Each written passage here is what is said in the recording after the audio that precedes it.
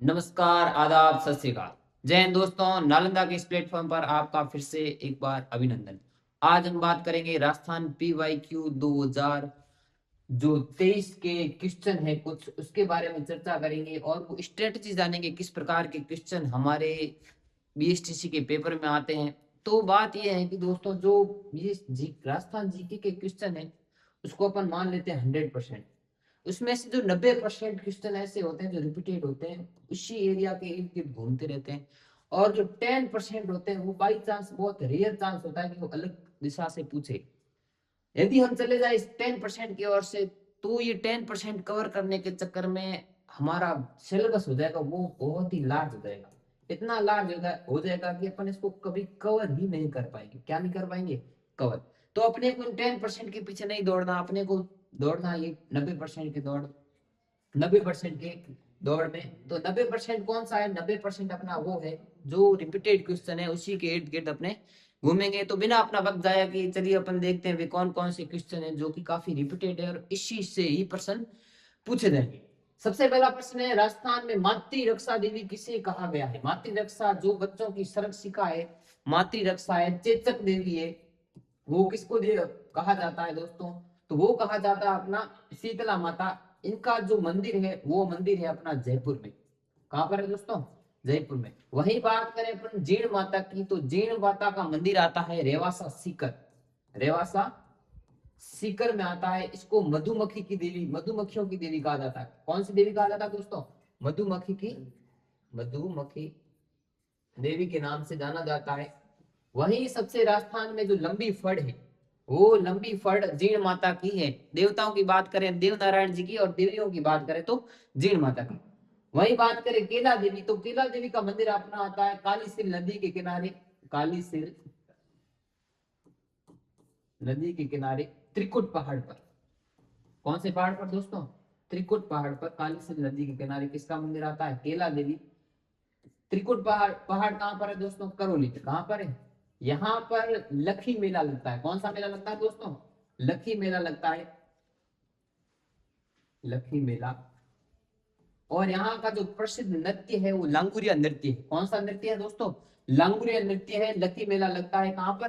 केला देवी करौली में, त्रिकुट पहाड़ी पर, कालीसिंध नदी के किनारे। कालीसिंध नदी बात करें तो ये अपनी चंबल की सहायक नदी है। वही बात करें करणी माता, तो करणी माता की बात अपने कल की क्लास में करी थी। इसका जो मंदिर है करणी माता का, देशनोक बीकानेर में, सफेद चूहों को माता का स्वरूप माना जाता है। और जो काले चूहे हैं उनको काका कहा जाता है। वहीं करणी माता को दाढ़ी वाली डोगरी भी कहा जाता है। इसको भी आपको ध्यान में रखना। काफी बार ये भी प्रश्न पूछा जाता है कि दाढ़ी वाली डोगरी राजस्थान में किसे कहते हैं, तो करणी माता को कहा जाता है। सेकंड क्वेश्चन है अपना, निम्न में से कौन सा वाद्य यंत्र है वो तत्व वाद्य यंत्र नहीं है?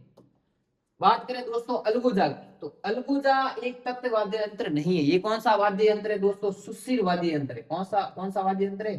सुशिर। सुशिर वाद्य यंत्र कौन सा होता है दोस्तों? सुशिर वाद्य यंत्र वो होता है जो फूंक मारकर बजाया जाता है। फूंक मारकर बजाया जाता है। जैसे सहनाई, सहनाई अपना आपको पता है कि फूंक मारकर बजाई जाती है, लंबी सी होती है ऐसी, इसमें छोटे छोटे छेद होते हैं। जो अलगुजा है इसको प्रसिद्ध करने का श्रेय है वो रामनाथ, रामनाथ चौधरी को। रामनाथ चौधरी। क्योंकि सभी लोग मुंह से फूंक मार कर बजाते हैं, परंतु जो रामनाथ जी है वो नाक से भी बजा सकते हैं। नाक से भी बजा सकते हैं। नाक से अलगुजा बजाने के लिए इनको पद्मश्री भी मिला हुआ है। वही बात करें कमायचा जंतर रावण था, ये कौन से वाद्य यंत्र है दोस्तों? तत्ती वाद्य यंत्र है। अगले क्वेश्चन में अपन देखते हैं, जो राजस्थान फुटवेयर डेवलपमेंट और डिजाइन इंस्टीट्यूट है, हमने इसकी चर्चा जस्ट कल ही करी थी। इसको एफडीडीआई भी बोला जाता है। क्या बोला जाता है दोस्तों? FDDI, foot development and design institute. कभी कभी ये भी नाम आ जाता है पूरा का पूरा एफडीडीआई के तौर पर, या फिर फुट डेवलपमेंट डिजाइन इंस्टीट्यूट के नाम से। तो आपको ध्यान में रखना है यह एफडीडीआई काजरी, काजरी। इसको और क्या नाम बोला जाता है? इसको कभी कभी हिंदी में ऐसे बोला जाता है केंद्रीय शुष्क बागवानी संस्थान, या फिर काजरी, ऐसे नाम आ जाता। तो ये भी आपको ध्यान में रखना है। काजरी। एक ध्यान में आपको रखना आफरी। ये सभी के सभी जो आते हैं दोस्तों, ये आते हैं जोधपुर में। कहां पर आते हैं दोस्तों?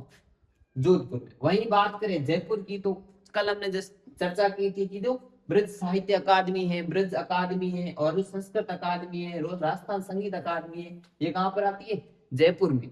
वही बात करें उर्दू उदयपुर में तो राजस्थान साहित्य अकादमी आती है। अजमेर की बात करें, अजमेर में क्या क्या आती है संस्था है दोस्तों? अजमेर में मेयो कॉलेज अपना अजमेर में, मेयो कॉलेज, जो मेयो कॉलेज की स्थापना की थी लॉर्ड मेयो ने की थी। वही बात करें स्वामी केशवानंद यूनिवर्सिटी, स्वामी केशवानंद जो यूनिवर्सिटी है वो भी अपनी कहां पर है दोस्तों? अजमेर में। और जो आरपीएससी का जो कार्य का जो आरपीएससी का मुख्यालय है वो भी कहां पर है?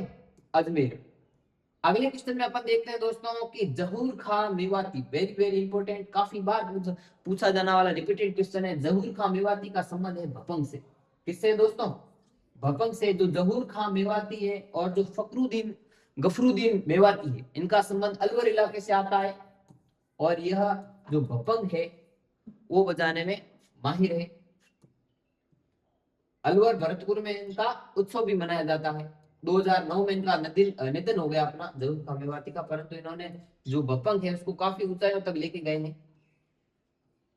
अगला प्रश्न है अपना, राजस्थान का अन्नागार जिला कौन सा है? किस जिले को अन्नागार जिला कहा जाता है? बात करें अपने प्रतापगढ़ की तो इसकी स्थापना हुई थी दोस्तों 26 जनवरी सन 2008 को। किसकी स्थापना हुई थी? प्रतापगढ़ जिले की। यहाँ पर प्रसिद्ध क्या है? थेवा कला प्रसिद्ध। थेवा कला क्या होती है? कांच के ऊपर सोने की जो नक्काशी की जाती है उसको थेवा कला कहा जाता है। वही बात करें जैसलमेर, जैसलमेर अपना 2.5 शाखों के लिए प्रसिद्ध है। जैसलमेर के किले का निर्माण की बात करें तो राव जैसल ने करवाया था, जैसल भाटी ने, यार जैसल राव जैसल बोल सकते, जैसल भाटी लिख लेते हैं, जैसल भाटी ने करवाया था। यहीं के प्रसिद्ध है सागरमल गोपा जी, सागरमल गोपा इधर के। जैसलमेर को और किस नाम से जाना जाता है? मांड नाम से जाना जाता है। ये भी काफी बार पूछा गया है कि मांड क्षेत्र किसको कहा जाता है? जैसलमेर को। सालिम सिंह की हवेली इधर है, पटुओं की हवेली इधर है। अपनी जो गढ़सीसर झील है वो भी जैसलमेर में। अपनी जो काऊद खारे पानी की झील है वो भी कहां पर है दोस्तों? जैसलमेर। वही बात करें गंगानगर की तो गंगानगर की स्थापना किसने करी थी? महाराजा गंगा सिंह ने करी थी। और इसको अन्न का कटोरा, धान का कटोरा भी कहा जाता है। किसको? गंगानगर। वही बात करें अपन जयपुर की तो जयपुर में नाहरगढ़, एक जैसे 9 महल नाहरगढ़ जो किला है वो जयपुर में है। अपना जो अल्बर्ट पैलेस है, अल्बर्ट पैलेस, वो भी अपन बात करें कहां पर है दोस्तों? जयपुर में। जयगढ़ का किला भी कहां पर है दोस्तों? जयपुर में। वही बात करें अपन शीश महल, शीश महल भी कहां पर है दोस्तों? जयपुर में। तो ये आपको ध्यान में रखना है, अल्बर्ट महल, नाहरगढ़, जयगढ़, शीश महल, ये कहां पर आते हैं दोस्तों? जयपुर में। जयपुर को ही बोला जाता है गुलाबी नगरी, माउंटेन एंड फाउंटेन का शहर। अगली बात करें तिमनगढ़ के किले की बात तो जयपुर में अभी हमने चर्चा की, नाहरगढ़ का किला है, एल्बर्ट हॉल है, गुलाबी शहर कहा जाता है, शीश महल है। भरतपुर अपना आपको पता है अभी जो अपने राजस्थान के मुख्यमंत्री है भजन लाल जी शर्मा, जिनकी जो सरकार बनी थी 2023 में बनी थी। अभी जो विधानसभा है वो कौन सी है दोस्तों? 16वीं विधानसभा है, जिसके 2 मुख्यमंत्री है, प्रेमचंद बैरवा और दिया कुमारी। जोधपुर की बात करें सब लोग जानते हो, जो मयूर ध्वजगढ़ कहा जाता है, मयूर जैसी जिसकी आकृति है, वो कहां पर है? जोधपुर में। अपना जो उत्तर है तिमनगढ़ का किला, वो है कहां पर दोस्तों? करौली में। अगले प्रश्न में अपन देखते हैं कि बनी ठनी चित्र शैली कहां की प्रसिद्ध है? बात करें उदयपुर में तो उदयपुर में आती है दोस्तों मेवाड़ शैली। मेवाड़ शैली को प्रसिद्ध करने का श्रेय किसको दिया जाता है दोस्तों? जगत सिंह फर्स्ट को।